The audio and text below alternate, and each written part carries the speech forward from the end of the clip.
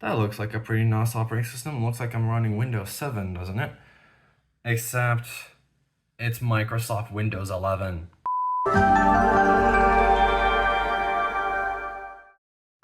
This right here is my Windows 7 machine for tomorrow. And, well, it's a fairly well feature-packed machine, I would say. Hardware-wise, we have a Gigabyte GA881M S1 revision 1.0, Intel Core i5 4430, 8 GB of DDR3 RAM, which as you can see these are mismatched sticks, but it works well enough for me to do this. NVIDIA GTX 1050 2 gigs. Pretty sure for this it should be fine. I don't think we'll be running into issues. 500 GB Western Digital Green with a bit of air cooling, and we also have a 240 gig good RAM SSD. Well, on the front, we have a Samsung DVD drive, two unfunctional USB 2.0 headers because the thing below here is actually what's plugged in right now in its place, and the Bluetooth for the Wi-Fi card. Spinning over to the back, we have our IAC power, PS2 ports, EGA, which is disabled, though apparently it also acts as serial, from what I understand in the BIOS. Two USB 2.0 headers, two USB 2.0s with two extra USB 2.0 headers, Gigabit Ethernet, stereo audio, a Wi-Fi card, 1200 AC or something like that, I don't remember the actual naming, and our GTX 1050 with DVI, HDMI, and DisplayPort. The reason why I chose Windows 7 is not a stylistical choice. Well, that's a small part of it, but it's also stability. Windows 7's generally been pretty stable on this machine since I've been kind of testing out for phones. With the GPU, that's the only caveat, but it works perfectly fine. Compatibility-wise, everything is functional here. I'm pretty glad that I managed to get it to work properly, so I really want to see how well this goes, because this is genuinely a pretty good candidate for this challenge. One thing I can say that's great about my custom build is that I have a DVD drive. I have my card reader. Where is the card reader and the DVD drive? Where are they? Like, I kinda need them, but no, Lenovo just gave me a front grill with nothing useful. We just went backwards. I mean, yes, it looks sleeker without those things, but give me a cutout, like a metal cover plate that you can just pop off, put your DVD drive, pop something below that, and slap another thing in, and yeah, I would sacrifice my air cooling for just those two things. Like, come on, Lenovo. As much as all this fancy hardware is really nice and all, like the Ryzen 5 3600, 24 gigs of RAM, and a GTX 1660 Super, main issue is Microsoft does not want you to run anything below Windows 10. If you try to install Windows 8, 8.1, it'll tell you, hey, you can't install any more Windows updates because you're running this on real hardware with these specs. Bit stupid, but it's the reality. So I'm gonna be using the older hardware for that. So as you can see, I have to keep this computer running without its lid because something is going wrong with it. I think most of it comes down to the motherboard and the one SATA cable or the hard drive itself. Because all the screen recordings that I've been doing, I've been recording it to the hard drive, and I've noticed when I try to stop them, well, they don't stop. And yeah, I figured out that I have to push in the SATA cable just a bit in there and it makes a connection. So that's one thing out of the way. Number two, something about this, the RAM and what's in there, it doesn't like what's in it. Okay, let's see, does it work? That means my RAM sticks went bad. Hold on. So the motherboard keeps complaining, and at the moment I got it to shut up and it booted all the way. But it seems like if I was to do anything physical to it, like if I were to do this thing is just gonna die. So yeah, the motherboard on here is kind of dead, and also ignore the fact that it's taped up fan duct because it's loose. Yeah, this thing is full of problems, but oh well, what can you do? So we have already looked at the specs before, but I want to see how everything else runs on here. So it seems like, yeah, our hard drive is being picked up, thankfully, our SSD is being picked up, and at the moment it is being written to the hard drive, so hopefully whatever footage I get works. And as you can see, we are running an UEFI boot. For whatever reason, if I have an Ethernet cable plugged in, suddenly we get RAM issues. And we see our sensors. What are we running? 46 degrees Celsius for our CPU. That's good. It's warm. It's typically warm, I guess. But we're running perfectly fine. So, for one of the other tests we're going to be doing, Minecraft 1.21.4, the usual. We have to wait a good while to watch. Okay. Minecraft 1.21.4 launches. Let's see if we can join a multiplayer server. So I am currently in the Camping Craft minigame server, and as you can see, it runs just fine. The GPU isn't struggling. Windows 7 is not having any issues about it. And yeah, it's been pretty solid. You can actually play a modern game of Minecraft on here, which is good. You can explore. And yeah.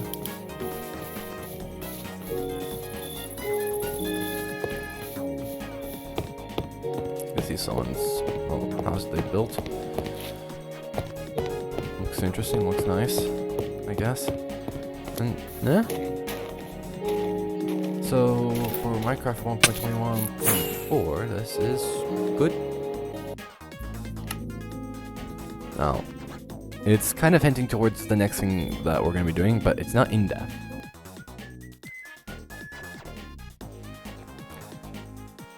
In this case, we have launched Minecraft Beta 1.7.3, and I have made a world not too long ago, but yeah, you can see even Minecraft Beta runs fine. We're running at 80 frames a second. Oh, there we jumped to 300. In good news though, Minecraft Beta 1.7.3 works just fine, so... Access my food from the chest. My GPU is not freaking out. Yeah.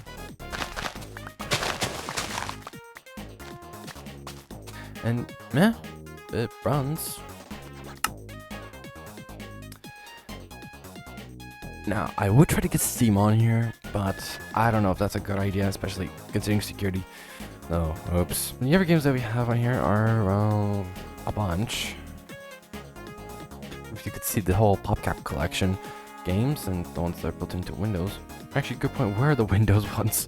I don't really see them here. But yeah, let's try something like Individual Twist.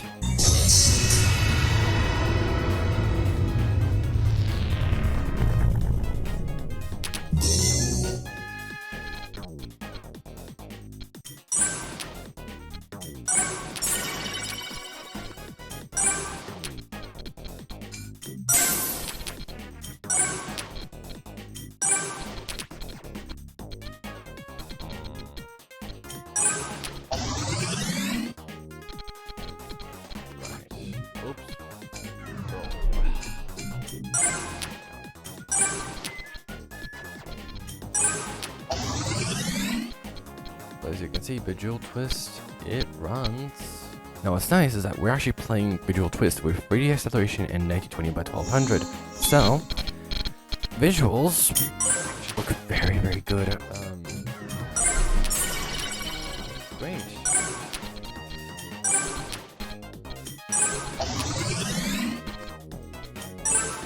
Now another game we could try is, well, Peggle itself. Well, as you can see,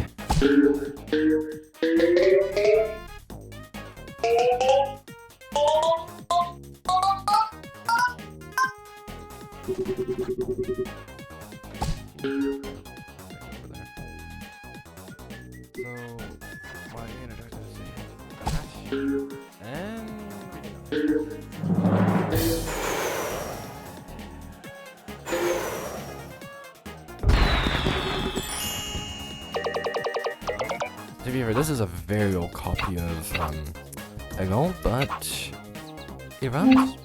So here we are. Yeah, these games are pretty old. Now, the best game store I can recommend for playing video games on Windows 7 is GOG.com, because what's nice about GOG is they actually keep old games, so you can get pretty old games running on, well, modern day Windows.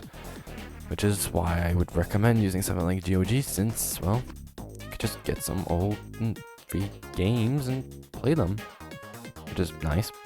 Another thing to mention, well, Microsoft Office, of which I have Office 2010, and thankfully, anything that I do in Office 2010 will work on Office 365 and vice versa, because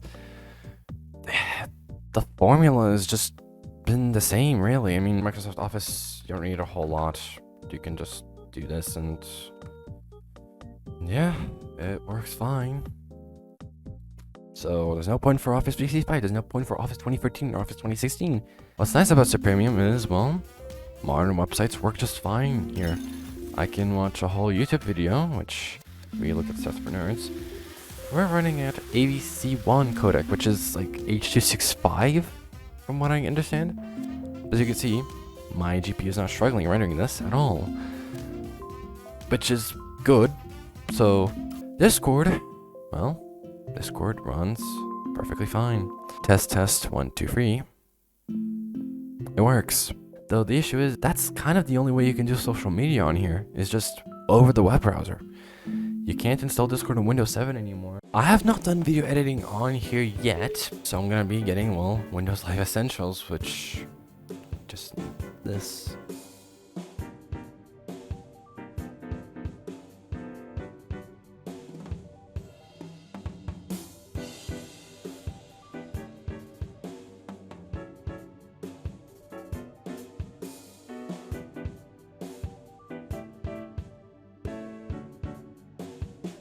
I can say Windows Movie Maker is working perfectly fine. The video that it's showing here looks good. Yeah. Let's save movie for high definition display to our desktop computer. Let's close this. Yes, don't want to save it. Let's open it. Well,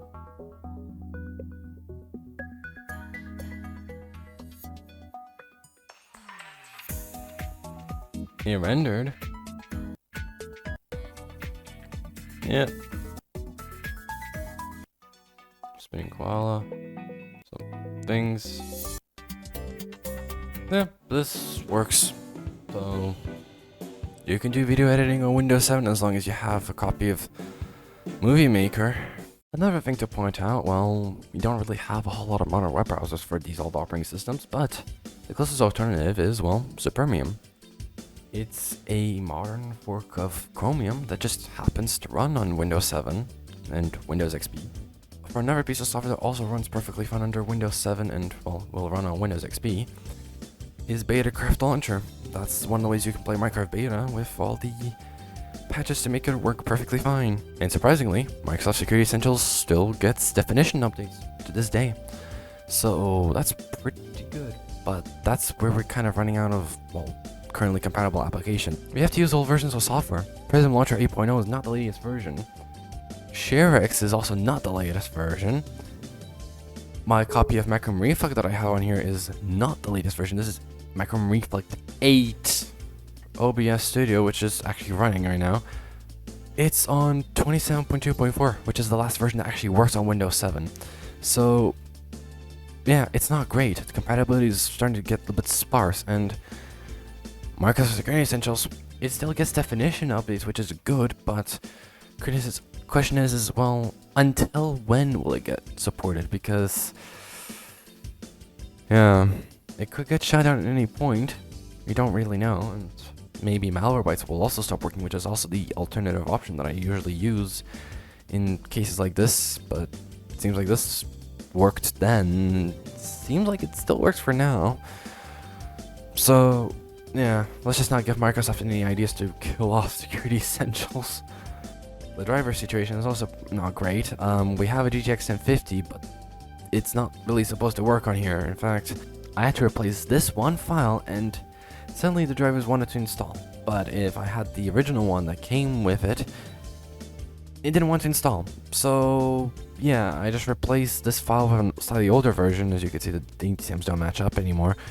Microsoft has discontinued drive signatures for Windows 7. So if you want to install any modern drivers, you have to source the old ones and kind of do a patchy workaround like what I did, and yeah, it works. But newer hardware that's coming out, yeah, don't expect any Windows 7 support. And well, was any of this necessary? Not at all.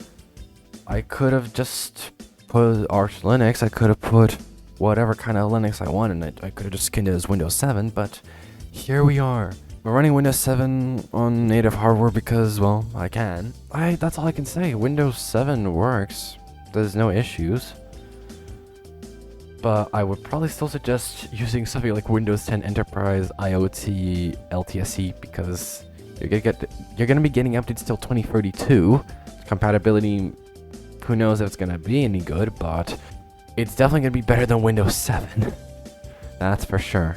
Turns out I never really managed to record a proper conclusion and an outro, but Windows 7 in 2026, I mean, once you start using it, it starts to show its age, like, very, very quick. Honestly, if you have to use that same computer running Windows 7, either go to Linux or Windows 10 Enterprise LTSC, because the compatibility is going to be so much better in every single direction. So, well, that's my conclusion. Thank you guys for watching, and I'll see you guys in the next video. See ya!